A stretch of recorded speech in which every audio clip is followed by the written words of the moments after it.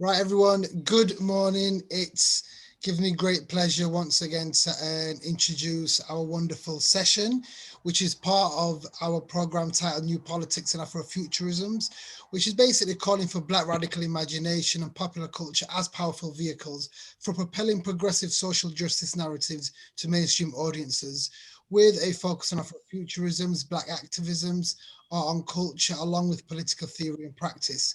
And for those not familiar with the University of the Underground, it is a free, pluralistic, and transnational university which is based in the basement of nightclubs with headquarters in Amsterdam. But due to the recent global events, program is all online.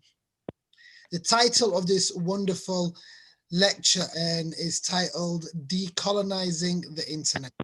And just to say a very few words, brief words, on our wonderful educator, lecturer is his name is Abdelrahman Hassan, and he practices at the intersection between software, critical theory, data, and poetry. He is an applied researcher focusing primarily on algorithmic inequality and decolonial computing.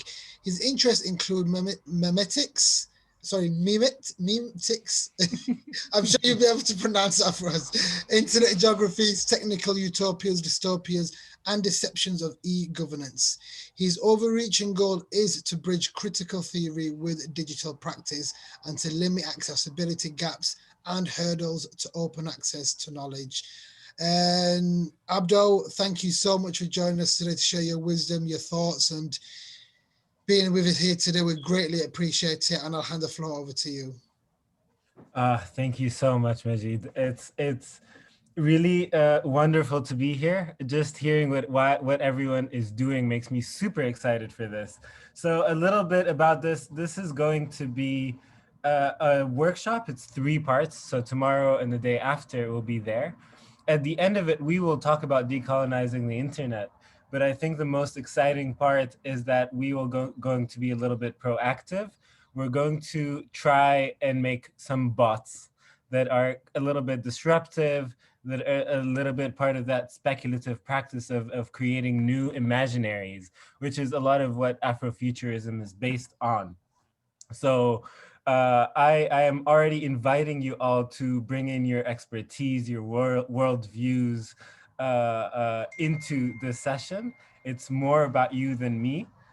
Today, actually, I will be more giving you some of the basis, theoretical framework, introducing you the idea of decoloniality on the internet, what bots can do, but later on, it will just have to be a collaborative effort. And hopefully by the third session, we can showcase some of the things we have worked on. So let me just very quickly share my screen.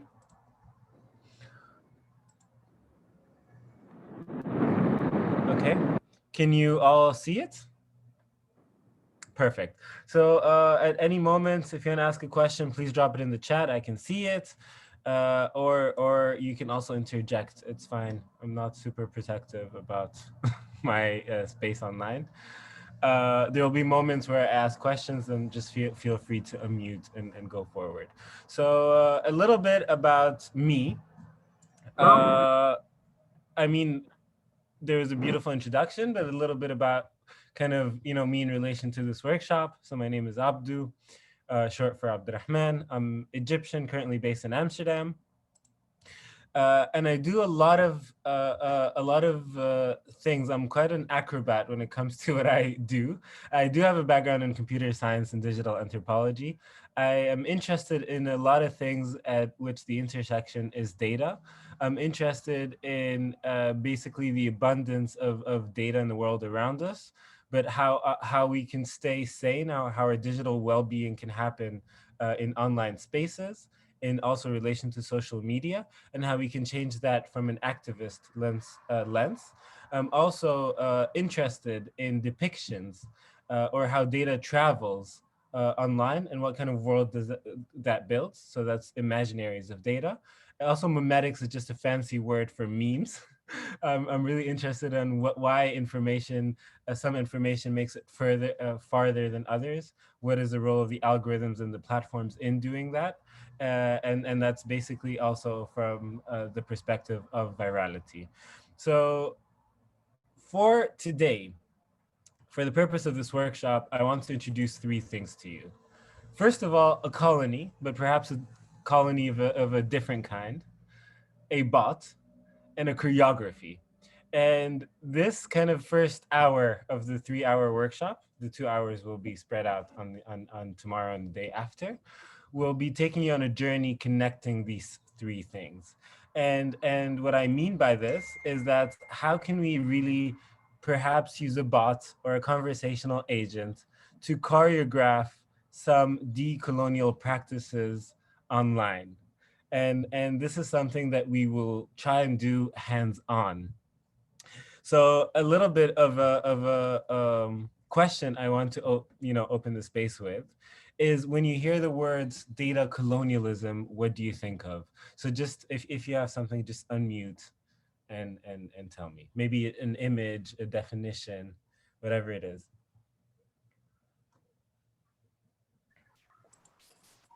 Yeah, D, go for it. How our data is exploited and extracted from us without permission.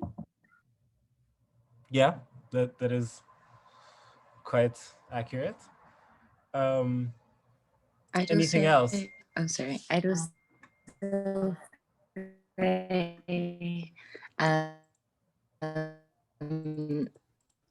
the way I'm stored and by who tends to be pretty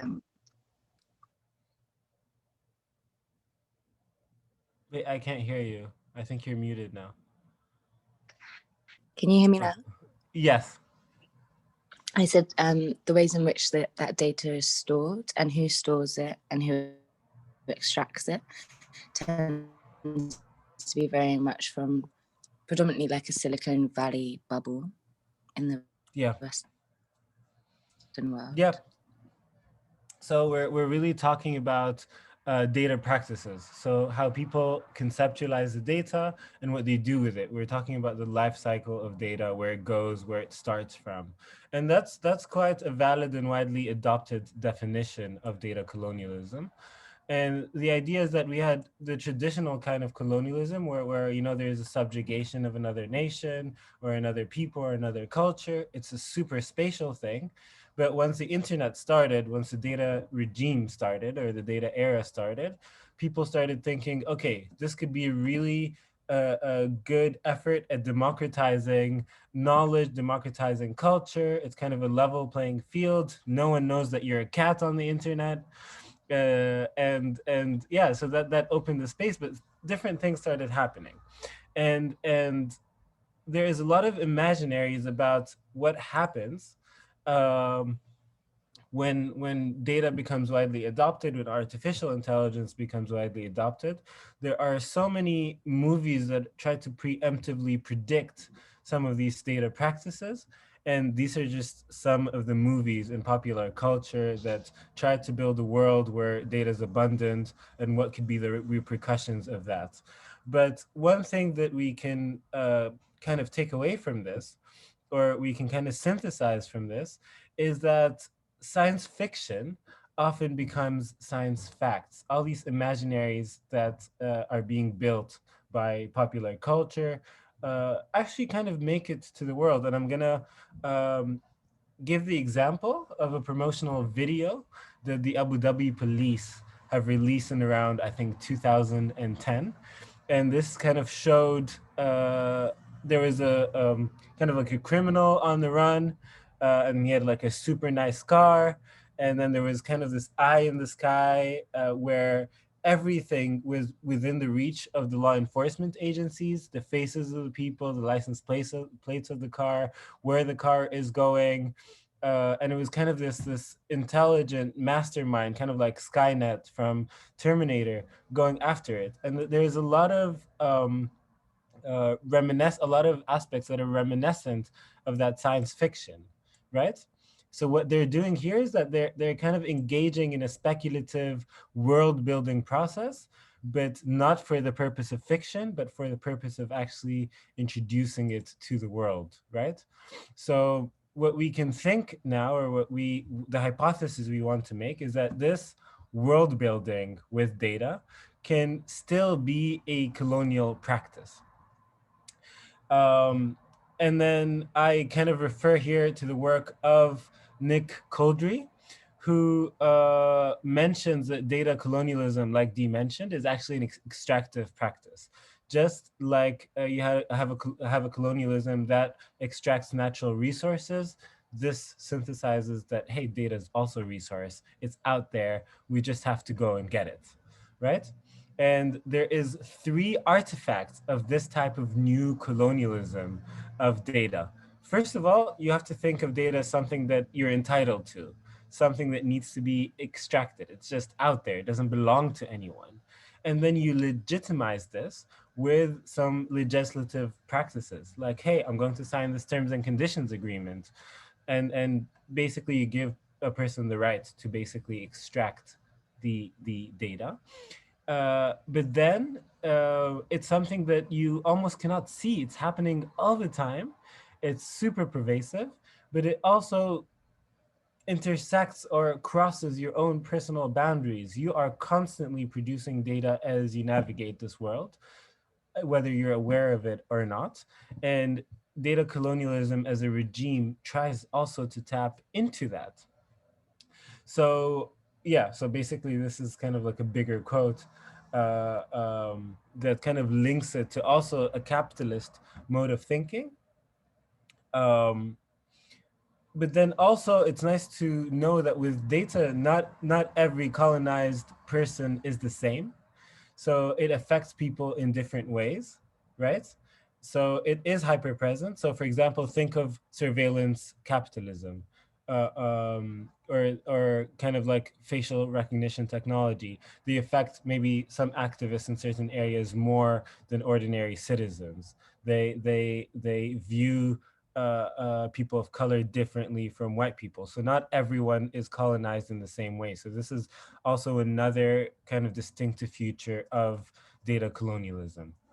But also in Ronaldo Vasquez, in his essay, Oppressive Grammars of Power, kind of links this to a bigger regime of reductive universality that is inherent to European modernity, right? So the idea that you want to quantify everything to understand it, that you feel kind of an entitlement to the lived world. Data is kind of an artifact for this. So your idea is that there's data being produced all the time, and I just need to have a share in this, right? But I think here we have to ask ourselves the question. It's almost you're just drawing a parallel. You're like, just like, you know, people are colonizing other cultures before. There's these companies that are colonizing data and us as people, but is there some sort of continuity, right? And what we see is that there is a map like this. This is the map of you know, the colonized world. And the map is super spatial. It's divided by country. And now we have a map like this, where you see there's 5 big, this is from the book, The Platform Society, and you have 5 main platforms that are dictating the way we use technology. So most of the apps you use are somehow linked to these 5 things. If not directly, then their infrastructures runs on their services. So again, is this just a parallel? Is it just something that is reminiscent of kind of the traditional kind of colonialism? And oh, it's not a moment. Yes. So there are some theorists, especially Andrew Graham, who is like, actually, it's not just a parallel. There is a very solid connection between that traditional colonialism from the colonial era and the kind of data colonialism that we have now. Because information is hard to grasp or hard to materialize, but it is very spatial. Someone makes it, it goes somewhere, it is about someone, often, and there is a colonial continuity. And Andrew Graham particularly researched kind of things like, okay, geographies of Wikipedia, where knowledge is produced online. So you have less than 3% of the content about the African continent is produced in Africa. Most of the content about the whole world is produced in this tiny circle. And there's really uneven geographies. If you look at Wikipedia edits, if you look at GitHub, so something is not right. So this kind of new promise that when the internet comes, it will democratize the production of knowledge and culture, it did not materialize. And this gave rise to basically people were like, all right, so we still have some work to do when it comes to decolonizing computing. And it's quite a hard topic to grasp. So how do you decolonize something that is immaterial? A lot of the algorithms that produce and deal with the data are quite black boxed. So there is a paper by Saeed Ali where he kind of gives a guideline for decolonial computing. If you're a practitioner, you're designing an AI system, or you're designing a system that happens with data, that you have to consider your positionality. So you have to think you are producing data from somewhere before you start building or researching about your system, and always think about the decolonial option and embrace it as an ethic. So his actually thesis is to start from a decolonial place. So you don't build the technology. It's kind of the dichotomy of building and then revision and then try to revise it to fit. No, you start with a technology that will help in the decolonization of the world, like maybe spreading, giving equal access to knowledge, kind of giving a platform for people that usually do not have it. So that's it. He asks you basically to look at the power relationships, start from there, and see how the technology can contribute to it. So we can come back maybe to this process of world building, because it is not inherently radical. We saw that everyone is engaged in world building, Hollywood, governments. So what are maybe some guiding principles if we're building a world? How do we move it, and how do we move away? Because when you talk about data ethics, if you're in the field, people talk about two things, especially here in Europe. They talk about data protection, that I want my data to be protected. I don't want people to look at it. And data liberation, that I don't want people to censor my data. But it's more about this. I think we have to ask the question, what is the data doing? What kind of world is this data contributing towards, right?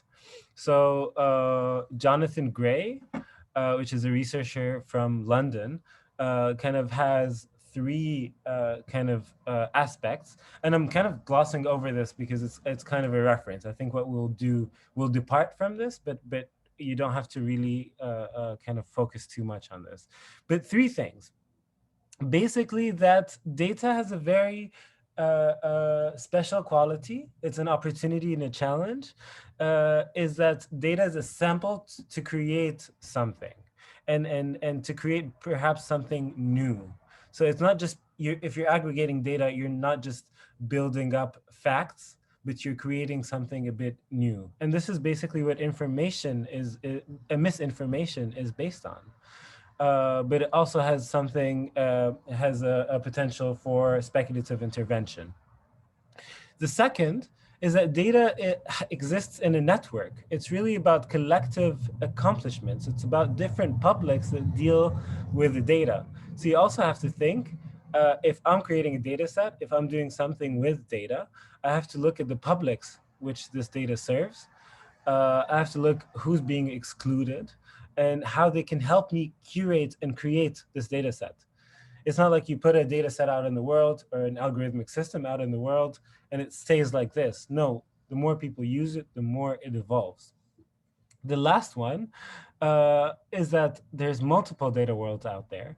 What works in one context won't work in the other. So there needs to be some kind of transnational coordination. So if I have a system that maps harassment in a certain country through data stories, how can I transfer it to another context? So data also has to prompt questions of activism and change. That's all very nice. And there are some examples of ways in which we can adopt this decolonial world building option.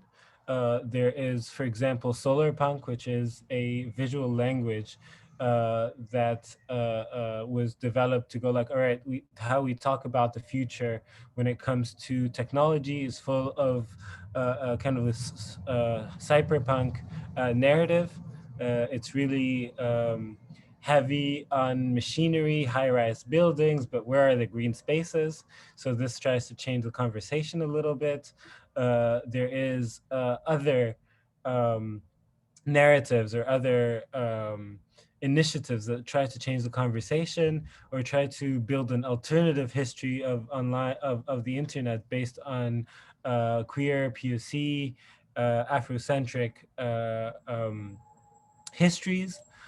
Um, there is the Feminist Datasets project by Caroline Sinders that tries to go, all right, maybe the data itself is flawed.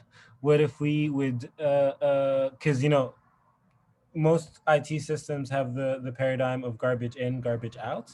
So if we feed a machine with feminist data sets or data sets that reflect the lived experience of people from a feminist lens, then it will change the kind of output that these machines have. Also, or building a chatbot that addresses harassment, for example. So these are all kind of initiatives that try to subvert current data practices, but also engage in world building practices that are decolonial. So kind of moving on from there, I want to show you a small video called Big Data, Data with a D, by Bill Porters. I don't know if oh, wow. Can you hear it?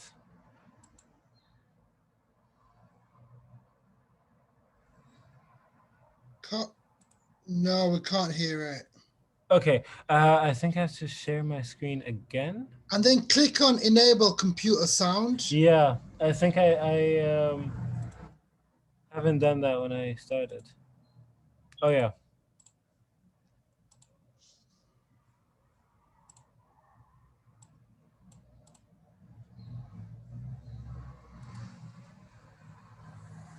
Let me tell you a secret. You ever wonder why I'm so popular?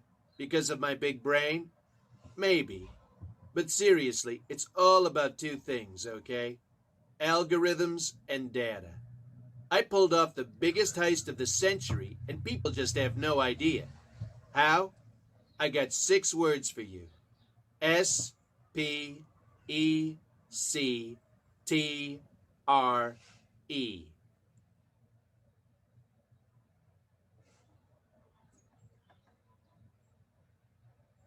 Imagine all that power, all that data taken without control or consent.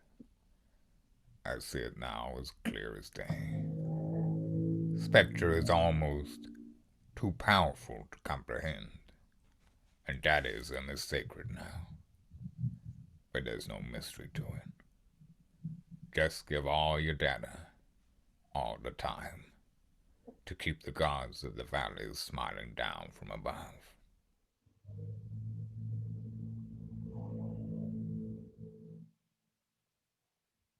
Data is the ultimate ready-made, endless copies perfectly generated in an instant, as if by magic. Humankind stripped bare by its mechanical bachelor. This is the essence of the Dataist approach. In a word, spectra.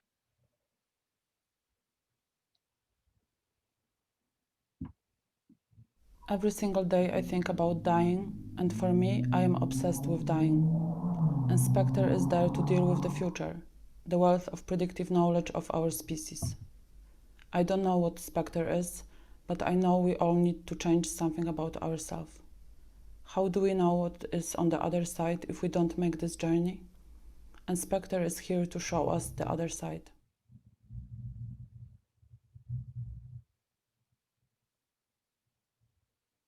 When there's so many haters, I really don't care because their data has made me rich beyond my wildest dreams.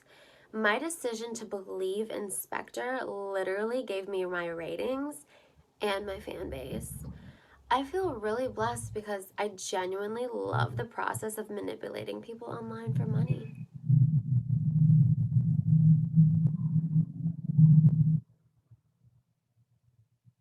Okay. Oh, what happens to the? One moment. Gonna miss. Oh yeah, there we go. So yeah, this video, as someone pointed out, is actually a deep fake. None of these people have said any of that. But this is kind of a small example of using the master's tool to not dismantle the master's house, but to really raise light on Spectre, which is a company that was involved in the Cambridge Analytica scandal, and they've kind of also contributed to massive misinformation in the 2016 UK election. Okay, maybe check me up. Correct me on this if I'm wrong, but it's kind of using deepfake technology to use the voices of these people against maybe their own practices. So just a small, okay, so we're still kind of talking about decolonial computing, and to very quickly summarize, I don't know why, yeah. We have to understand that data colonialism is not just about extracting data, it's about world building, it's about colonial continuity. But data worlds can at the same time offer an escape. How do we move beyond a one-dimensional understanding of data? We could also speculate a little bit and use the power of speculative design to deviate from discursive practices of data. And we need to change when we're changing kind of this data colonialist regime. We have to change not only data sources, the data representations, data framings, and basically think about what impact whatever tool we're producing will have on the world. And this is where we kind of start talking about bots. So far I haven't mentioned bots at all, but this is kind of the technology that I want to harness, and I want to do it for a reason. First is because I'm Egyptian, and conversational agents, or bots as we call them now, have made a debut in the New Kingdom of Egypt, and it was as early as so 6th century before Christ, where Hatshepsut, the Queen of Egypt, wanted to send a squad to Punt, so incense land, and she had to consult a statue of her father Amun, but it's an animated statue. So this kind of practice of like talking to something inanimate and actually taking the advice of that thing. So now there is a big debate about whether we can trust bots or trust conversational agents. There is a big debate about whether there could be like a way for therapy to be automated, or to have a conversational agent be your therapist, and that's quite a big debate. But we can see that it goes back to really old times, because of the power of conversation is super powerful in a lot of also non-Western cultures, about of conversation and storytelling. And bots have also kind of infused the digital spaces that we participate in. Most of the knowledge we consume is a lot of the time mediated by bots. So if you see on the left, a lot of the conversation about the climate crisis, quarter of it is produced by bots on Twitter, which is, I think, a staggering number. And a lot of the time, because of the advancements in conversational technology, you can't even tell. Also, bots are very conversational, and what they produce are, you can look at it as artifacts of this data colonialist regime. So that's something you can really interact with, subvert, participate in. But what we also want to try to do is that we're trying to reframe this bot usage. We don't want it to be this form of like propaganda machines that are kind of like automated, boring. We don't want to do the same paradigm of like customer service bots, but behind bots there's the power of telling a story, telling a narrative, framing a problem, and changing how people deal with this problem. And we can see that it's not a super new concept. I think it comes back to the stage because of the advancement in natural language processing, but it's very simple. It doesn't have to be a verbal conversation when you're talking about a bot. So it could be just a magic 8-ball, so you're interacting with the object, or it could be a simulated conversation through a puppet theater, which is a really folkloric tradition in a lot of Asian and North African countries. But also the high school tradition of having the paper fortune tellers. I don't know if anyone remembers that, is also maybe a kind of chatbot. So when I talk about a chatbot, I talk about the wider understanding of what a conversation is. It is basically a choreographed interaction between two people, between a person and a community, or a person and an object, right? So some examples of bots, I'm just kind of showcasing some examples to help you later on when we get to the making part to get inspired a little bit. So this is a bot that tries to spread revolutionary narrative. It's called the Stay Woke bot. And it basically, if you tag it, it tells you something about yourself. Sprout. So this is someone made a bot where you can talk to a plant. So that's more about connecting to nature and forging non-human human relationships. And from there, it could be nice to talk about bias in computer system, which is something that generates a lot of inequality. 3 types of bias exist: pre-existing bias, technical bias, and emergence bias. And what we mean by pre-existing bias is that's the kind of bias that makes a lot of the news. You have an already existing regime of sexism, racism. A machine is trained based on this regime, and it produces these results. Famously, the cropping bias on Twitter, where it always picks a light-skinned person to be as a thumbnail of the tweet. But also the Google image search, if you look up for, professional hairstyles, it's all, white hairstyles versus unprofessional. Like these are the things that make it to the media all the time. There's another type of bias that is a technical bias. So for example, which information is more relevant or is deemed more relevant by an algorithm.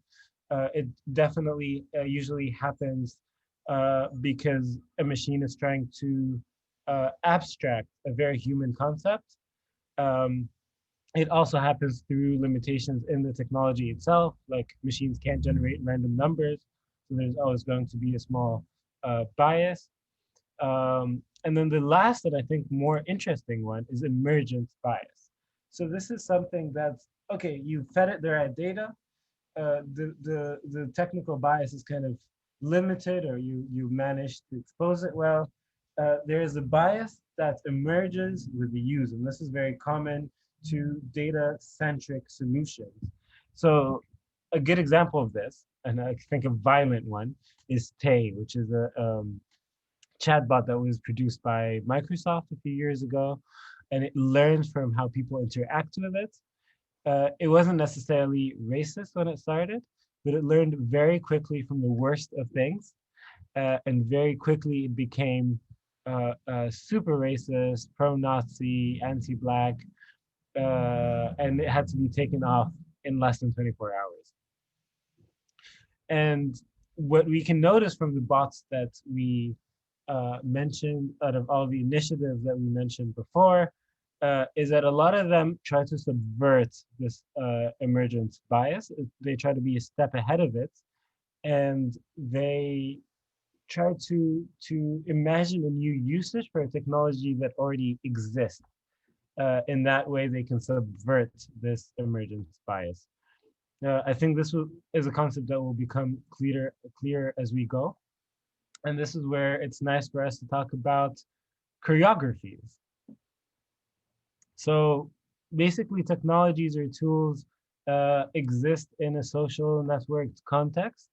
And we really, in this workshop, we really want to tap into that, right? So for example, Berlin had a very strong adversity to Google. There was a strong movement there for Google not to build a headquarter. For example, what if you were like, how can we use the same technology that Google offers us to trick it into reclaiming our own neighborhoods? And this is the famous project that went viral by an artist, and he had a bunch of SIM cards in different mobile phones, and he kind of walked through the streets. And as you can see on the image on the right, he tricked Google into thinking there's traffic in that street.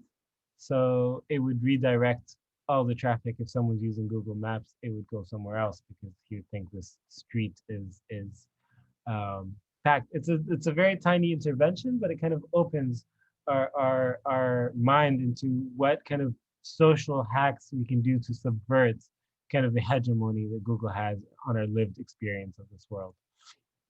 Another one is a bot called Is It Violent? And basically you can go to it and ask it, it asks you hypothetical questions that prevent abuse or gaslighting in a domestic setting. This is a really cool project. I don't know if we have time to look at the video. Perhaps we have.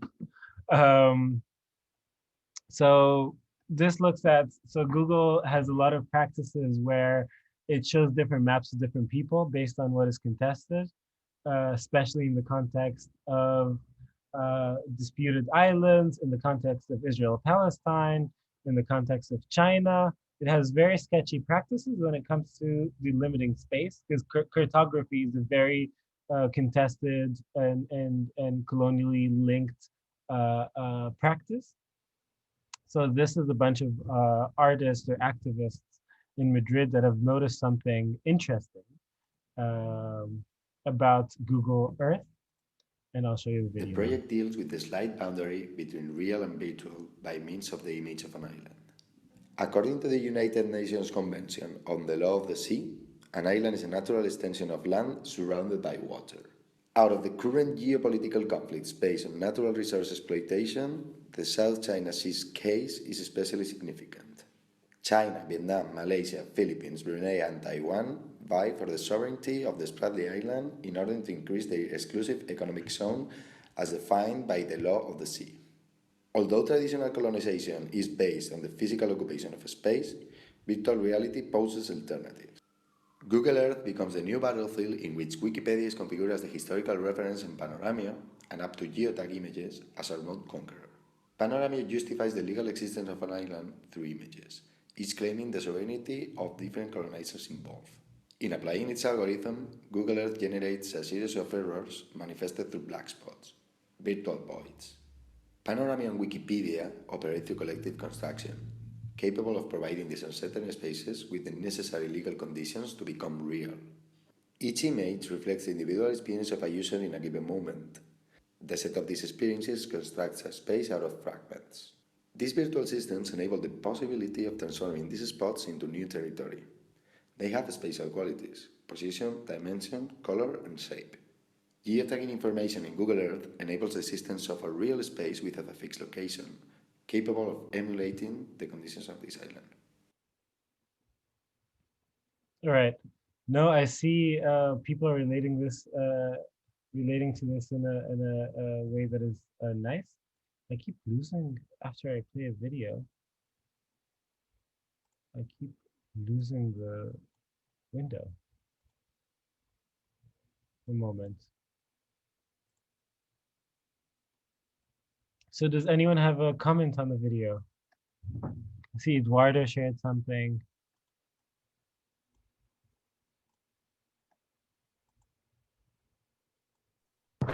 No, I just was mentioning that they are close friends of mine. They are from Artistas from Taller de Casquería. Yeah, I know them.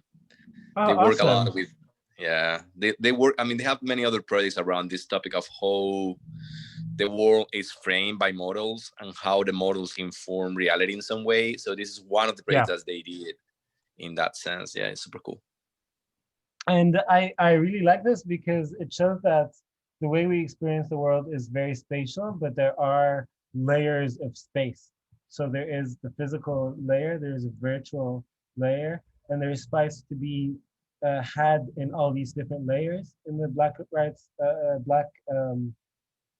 Lives Matter movement, a lot of activists would also kind of geotag spaces or have 3D models in Google Street View of monuments.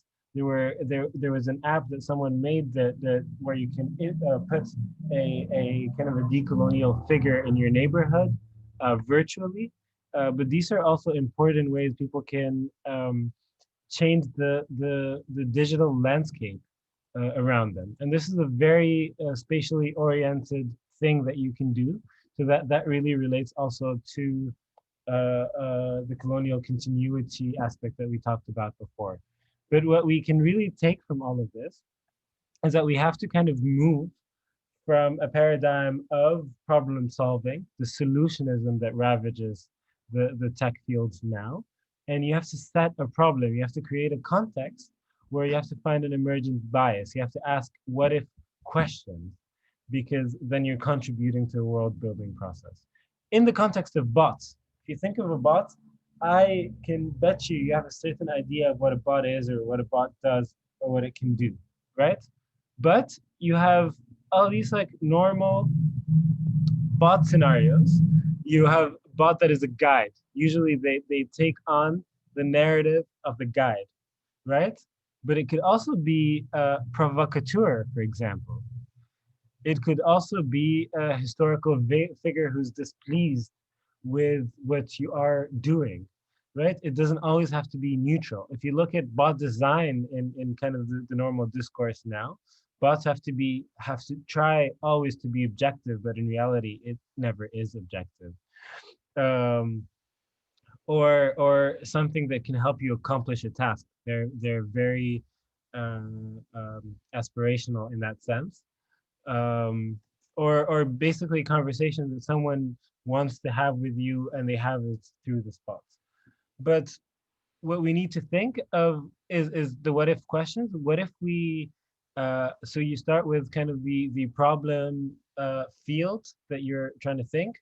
So think about this spatial diversity, think about gender relations, think about one of these kind of areas that you're interested in, and see how can I place a bot in this scenario? What kind of role would the bot have? And what can I do with a simple conversation? And a lot of the time, it doesn't just have to be a conversation. It could be a bot that posts a picture every time something happens, right? A bot that sends a text message, or maybe a bot that leaves a conversation if it starts becoming toxic. So it's kind of thinking about different trajectories of what a bot can do. And actually, so I did this before, and it was kind of a bigger 3 full day camp. And this is a small video about what came out of it. Let me just check the time. We have a little bit of time left. And I did it with a design studio. I think it's nice to look them up, called Imagination of Things. I'll drop the link in the chat as the video is going. And this is kind of the aftermath of what happened, and it showcases some of the bots that came out of this.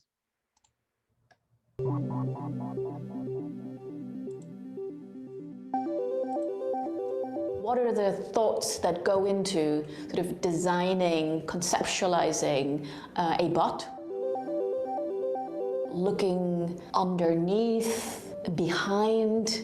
And allowing for that interaction and allowing everybody to bring their expertise it makes it fun, it makes things work.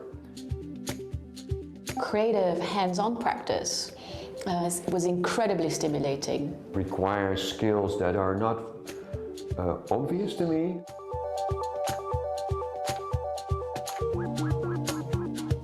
Transgress this binary online-offline.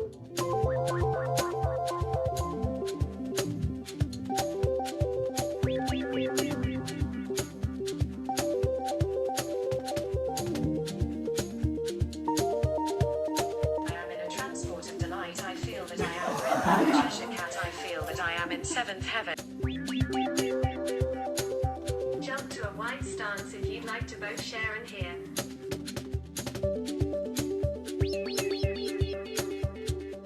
Welcome, child, to my digital confession. I'm the postcode. Have you visited me before?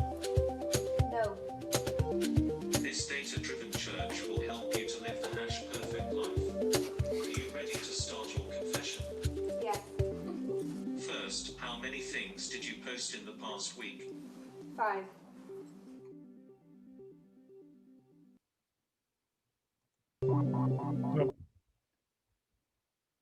All right.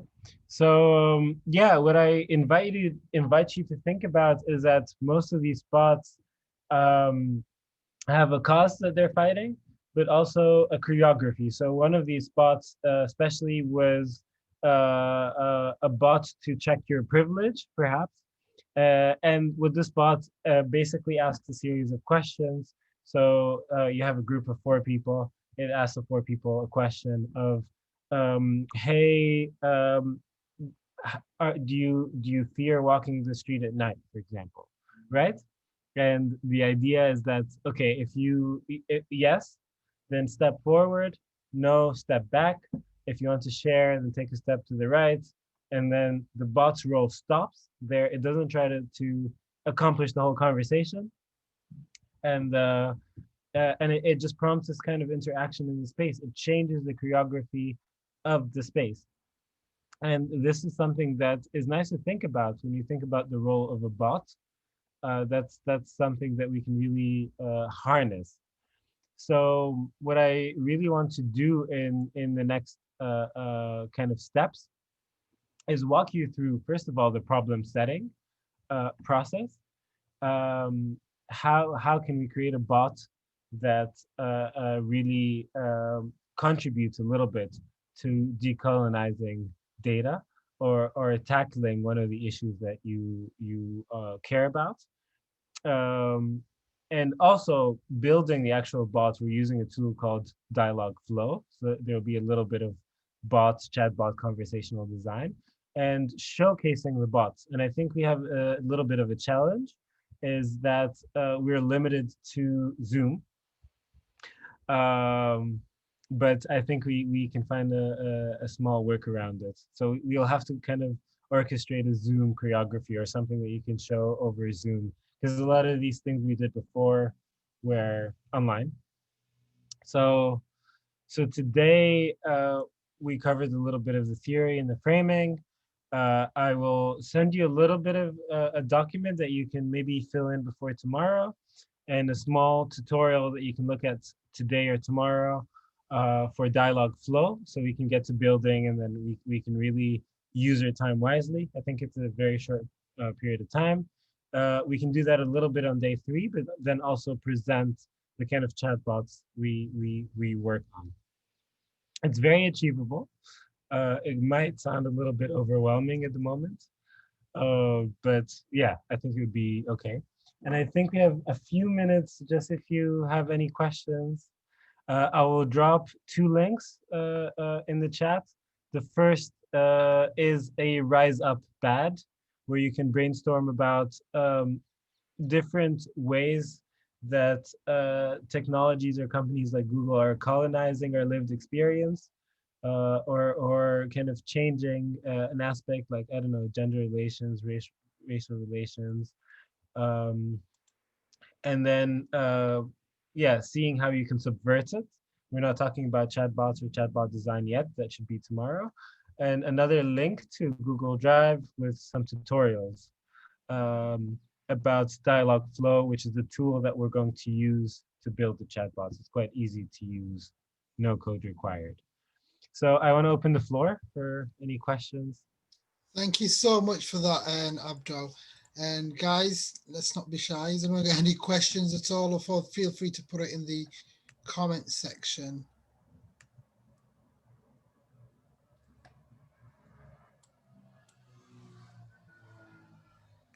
Oh. Hi, do you want to jump in? Thank you. That was really interesting. I'm really interested in following this path and the bots. It's probably a question taking you back. What took you down this path, and why the decolonizing or decolonial data and computer information? Yeah, that's a really good question. It's quite a lot of it was coincidence. I started studying computer science in 2011 in Cairo, and at the time it was the beginning of the Arab Spring. I saw a huge mismatch between the conversations I was having after my lectures with people involved in organizing and mobilizing, and the conversations I was having basically related to data building technology. And slowly, eventually I started doing my master's in London. And I met some wonderful people who were kind of mixing activism with data. But still then the conversation was really not intersectional. It was dominated by a white audience, hard in the right place, but I felt the need to bring it somewhere else. And there's not a lot of people doing that. There's not a lot of people involved in that conversation. So currently what I want to do, I understand what I'm kind of the presentation that I've showed you is not the most theoretically complete, but it's kind of hosting a space where that kind of work is possible. It's really acrobatic, so please bear with me. No worries. Iris? Yes, thank you for that. I have to say I am not the most knowledgeable person when it comes to these things, so it's really interesting to feel like, oh, I know a little bit. My question is the following. I was quite interested in data, like in generally, like statistics and how we produce meaning politically through data mainly.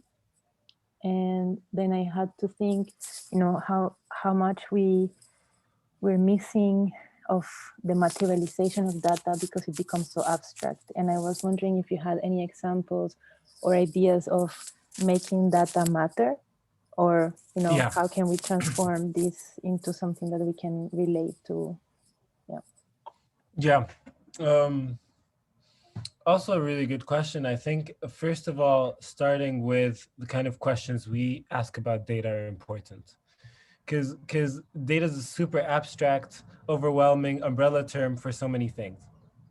So when it comes to public interest, for example, or civil society or urban infrastructures, there's a lot of very important questions you can ask about data. There is Jonathan Gray is a researcher that I mentioned before, had a really nice project, for example, about where does my money go? So it's basically, it takes budget data from the UK and it gives you, okay, this is, you give the tool how much you make, and then it translates it into something you understand. So out of your salary, this much money goes to guns, for example. This much money goes to lighting on the street. So that's kind of thinking of the publics that's going to consume your data and giving them something you can understand. So that's one of the many answers, I think, to your question, how to make data matter. It's a big question, but hopefully that's a small illustration. Thank you. Brilliant. Any other final questions at all, guys? Pressing. Also, feel free to contact me between today and tomorrow. Where so can I dropped people find you? Your socials, wherever you... Oh yeah, can you not see my screen? No.